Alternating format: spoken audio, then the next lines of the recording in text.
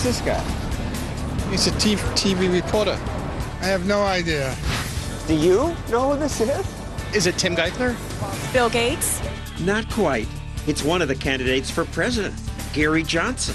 He used to be governor of New Mexico, and then he said things politicians don't often say. Man is superior to government and should remain master over it, not the other way around. Sounds good to me, but the political class didn't like Johnson. Why? I have vetoed the budget. Probably because Governor Johnson vetoed their spending. And now, I am running for president of the United States. Johnson wants Republicans to pick him to run against President Obama. But how can that happen when most people don't know who he is? Who's this guy? Boy, you got me on that one. I don't know. It looks like Woody Harrelson, but no, it's not him. If people don't know Johnson, how can he win the nomination? But if he did, what would he say in a debate against President Obama? Or, well, this guy. Well, let me be clear. Now, the government has to lead. No, says Gary Johnson, free people ought to lead. What would a Johnson presidency be like? That's our show tonight.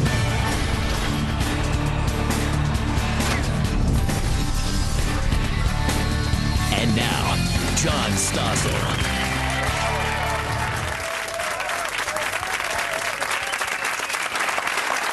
Watching coverage of presidential campaigns, I get frustrated. I don't really get to know the candidate or what he really stands for. Most shows, even the debates, spend only a few minutes or seconds on each candidate.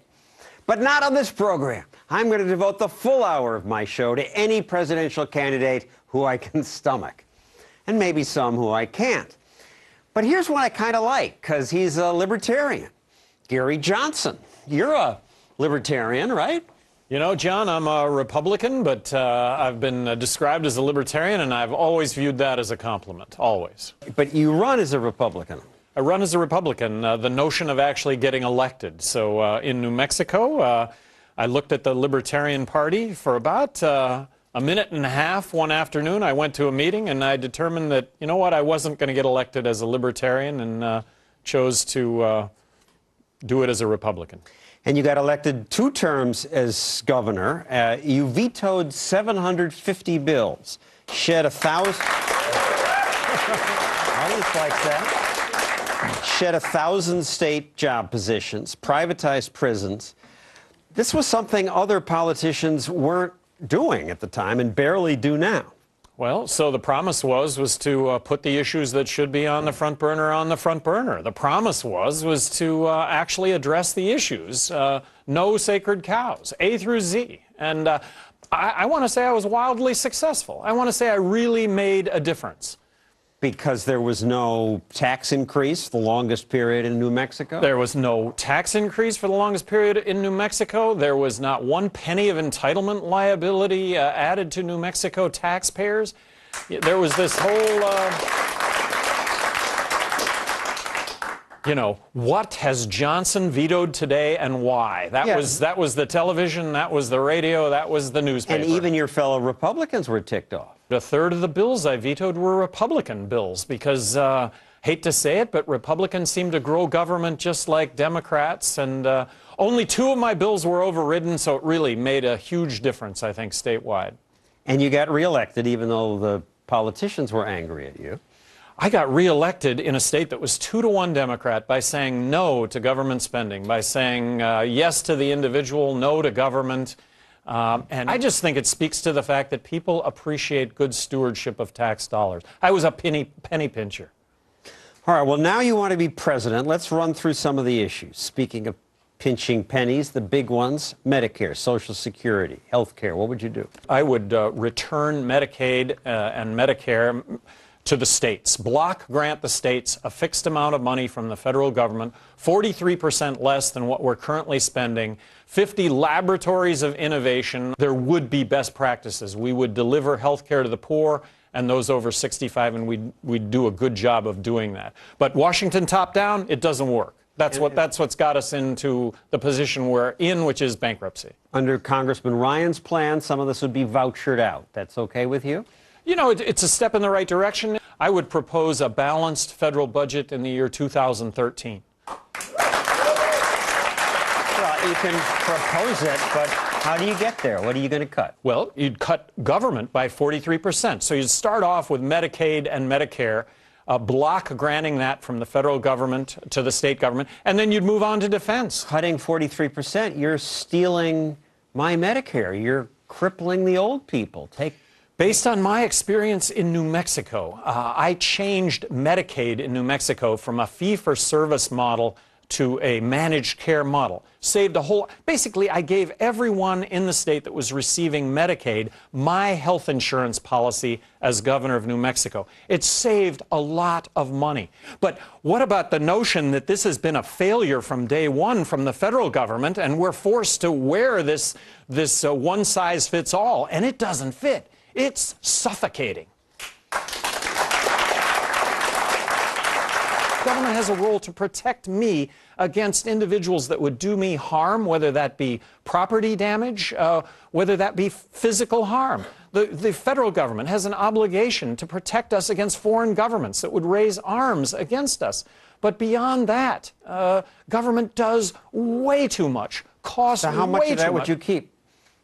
Well, just for simplicity's sake, I would keep 57% of it and do away with 43% of it, because that's the amount of money that we're currently borrowing and printing when it comes to covering our obligations.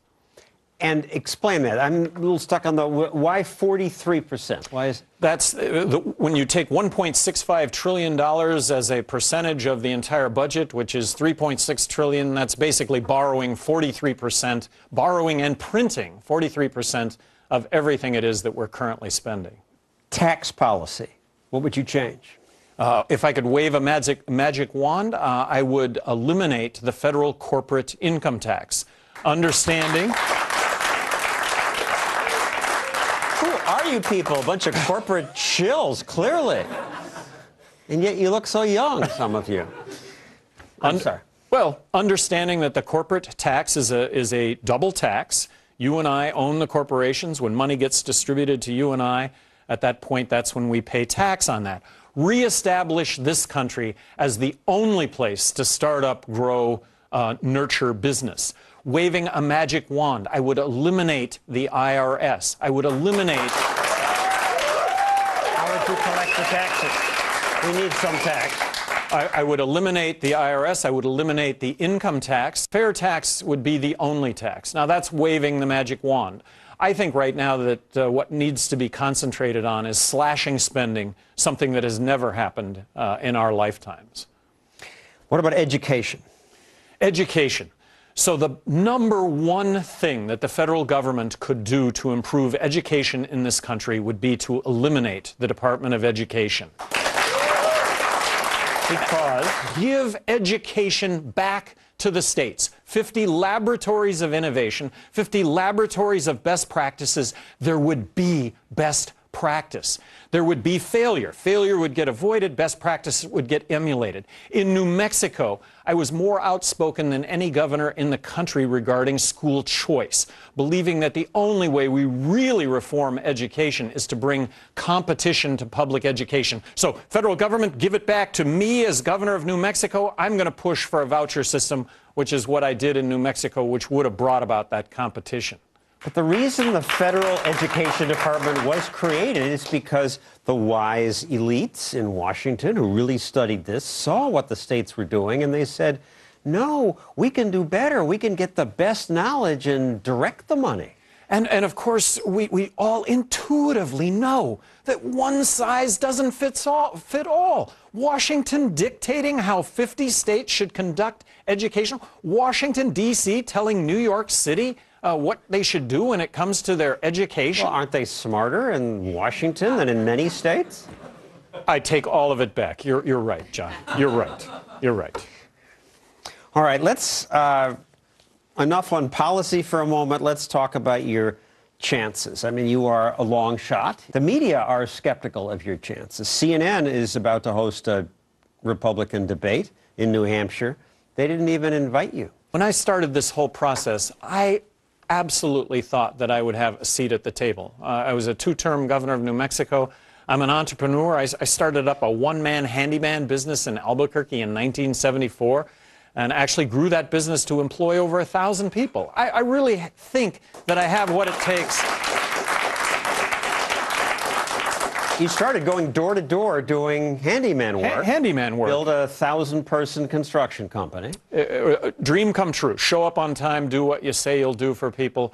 You were unknown when you ran for governor. They said you had no chance of being governor. 4 months before the primary in New Mexico, they did a poll in New Mexico. Who would you vote for on the Republican side of the ticket? I was at 2% of the Republican vote. I had worked harder than anybody to that point, and I'll just say that it's very corollary to what's happening right now. So it's but 8 CNN months away. Is saying, oh, we're not going to include him. He doesn't count. Well, I find that I find that to be. Maybe that's the best thing that could have ever happened because I get to be on this show for 1 solid hour. Thank you very much. I don't. At the last debate to which he was invited, the reporters asking questions sort of ignored him for much of the debate until he interrupted. Governor Pawlenty.